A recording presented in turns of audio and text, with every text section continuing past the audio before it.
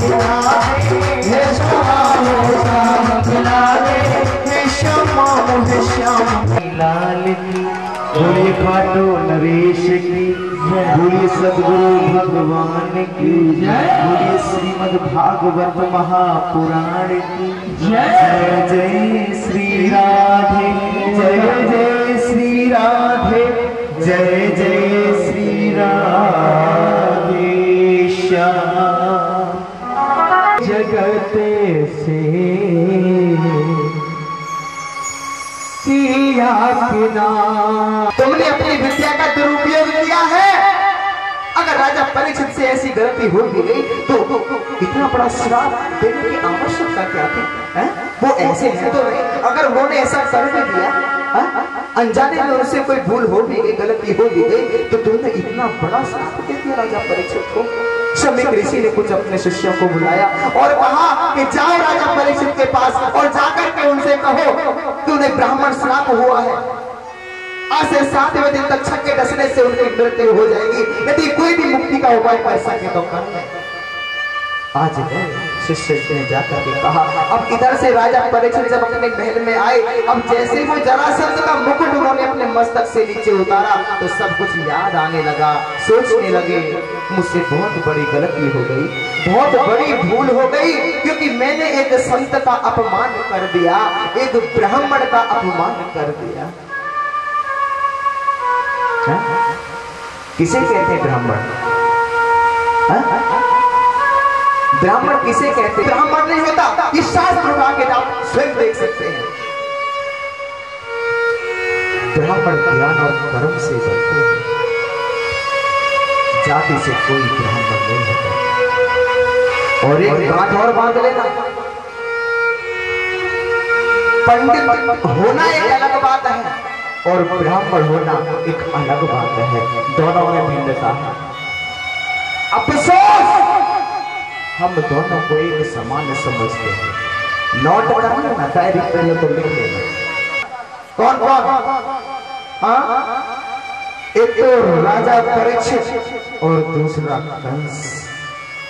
इन दोनों को अपनी मृत्यु का समाचार पहले मिल जाता और राजा परीक्षित तो इतने बड़भागी कि वसुंधरा पे आए बाद में और पहले प्रभु का दर्शन कर लिया।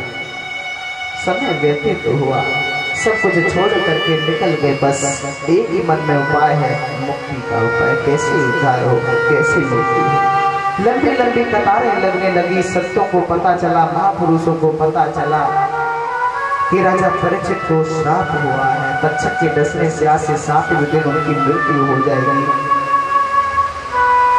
लंबी लंबी कतारें लगने लगी, लेकिन कोई भी राजा परीक्षित का गुरु बनने को तैयार नहीं हुआ। जब कोई भी गुरु बनने को तैयार नहीं हुआ, नारद जी तो प्रॉब्लम शूटर है, पता लग जाए तुरंत चल पड़े। अब नारद जी ने जैसे ही सुना बस चल दिए।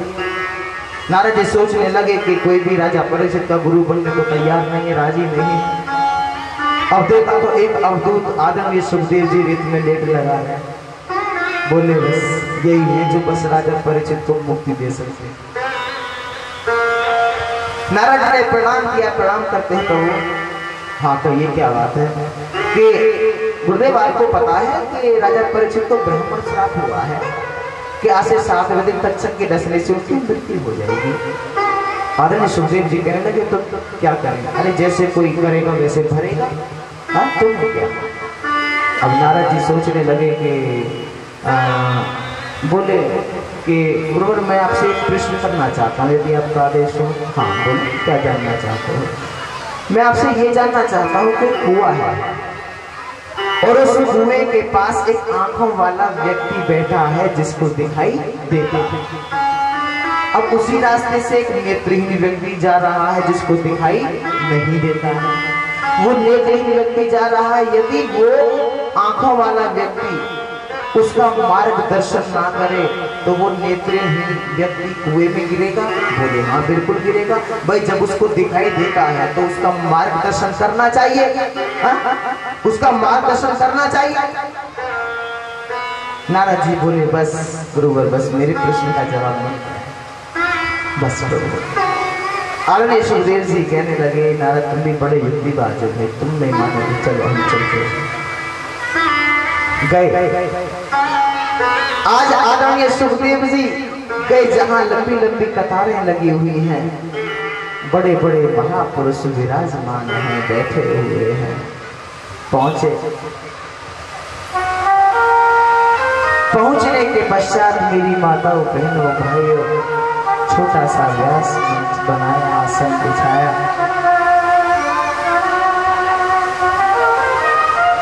इधर राजा परीक्षित ने एक प्रश्न किया, बोले प्रभु एक बात बताइए, जल्दी बढ़ने वाले व्यक्ति को क्या करना चाहिए? बस मैं आपसे यही जानना चाहता हूं कि जल्दी मरने वाले व्यक्ति को क्या करना चाहिए? तो बड़ी सुंदर बात कही, क्या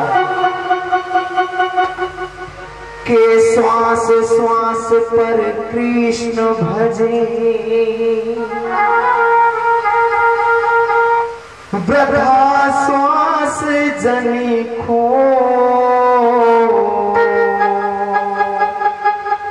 ना जाने या श्वास की आवन हो न हो। श्वास श्वास पर कृष्ण भजे, वृथा श्वास जनी खो,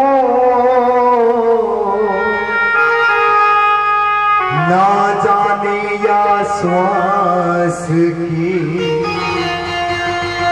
आवन हो न हो। जो श्वास लेकर सोच समझ कर बार बार ये घर तन सोना तुझे न मिलने बीता आई जवानी खूब चैन से सोया, बचपन बीता आई जवानी खूब चैन से सोया। गुजर गई अनमोल घड़ी तो देख बुढ़ापा रोया, जिस यौवन पे नाज तुझे हो, जिस यौवन पे नाज तुझे हो, मिट्टी में मिल जा। चल सोच समझ के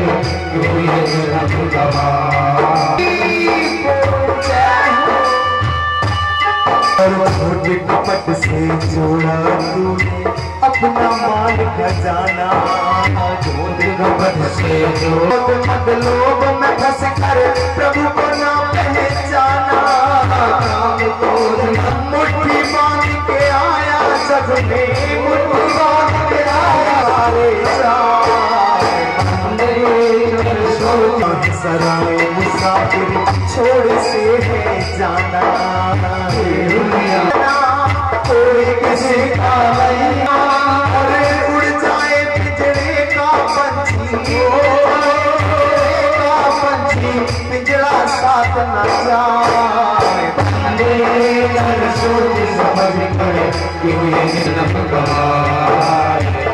सोच समझ कर ये जन्म गवाए, बार बार ये नर्तन छोड़ तुझे न मिलने पाए। राजा परीक्षित कहने लगे, हाँ भगवान उन्हीं को मिलते होंगे जो विद्वान होते होंगे, ज्यादा पढ़े लिखे होते होंगे। तो आदरणीय सुखदेव जी कहने लगे, राजन ऐसी बात नहीं है।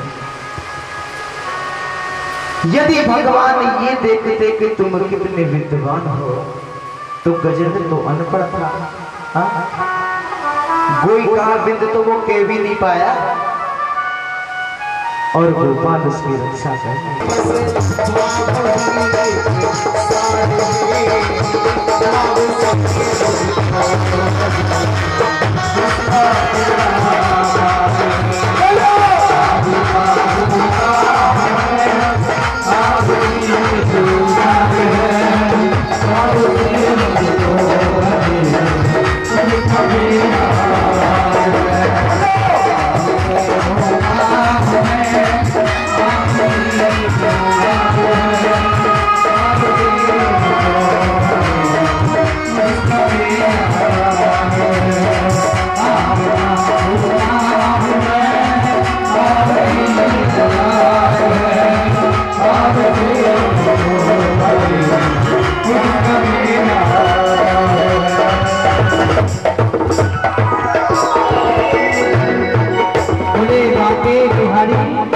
की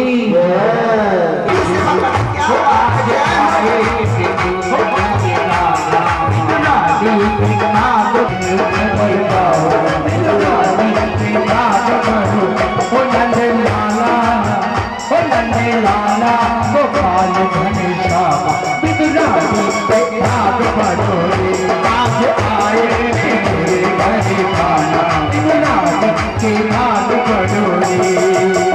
सभी हाथ ऊपर करके ताली कैसे करते हो? ताली बजाए जो ताली बजाए उधर कैमरा घुमाए जो ताली बजाए उनका फोटो रंगीन और जो ना बजाए करिए तो ना ब्लैक एंड व्हाइट।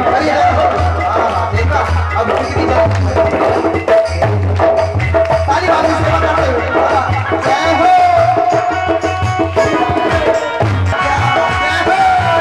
बोली बाके बिहारी बड़ी प्रसन्नता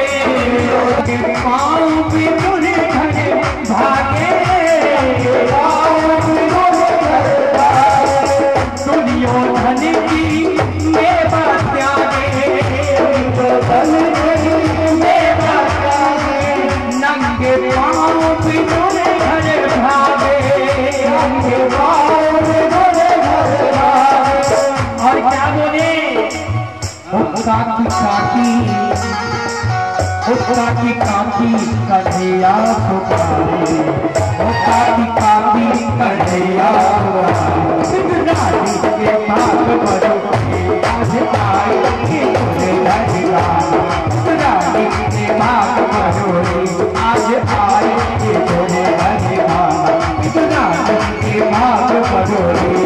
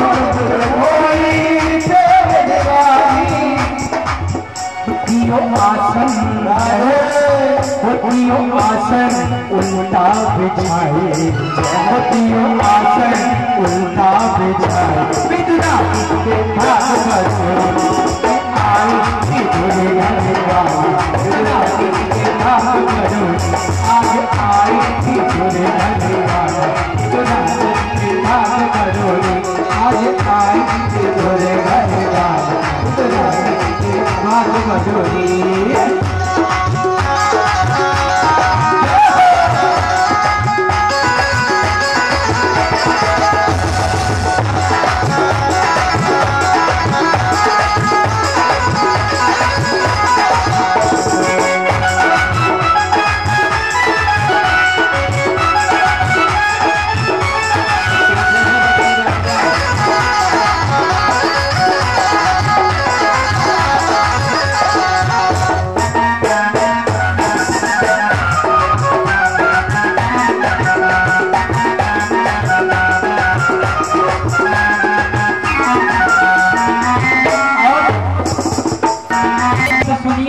और भाव से ठाकुर जी के